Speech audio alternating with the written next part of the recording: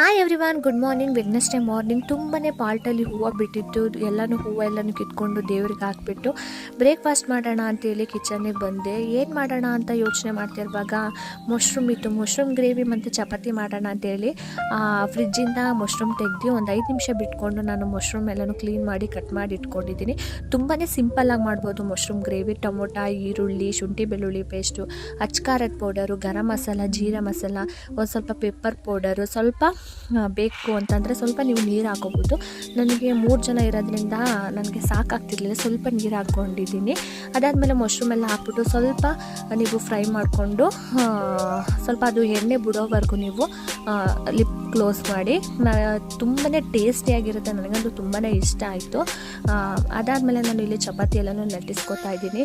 ನಮ್ಮ ಮನೇಲಿ ಜಾಸ್ತಿ ಚಪಾತಿ ತಿನ್ನೋದೇ ಜಾಸ್ತಿ, ನಾನು ಸ್ವಲ್ಪ ಕಮ್ಮಿ ತಿನ್ನೋದು. ಶಿವನು ಮತ್ತು ಅಮ್ಮನೂ ಕೂಡ ಜಾಸ್ತಿ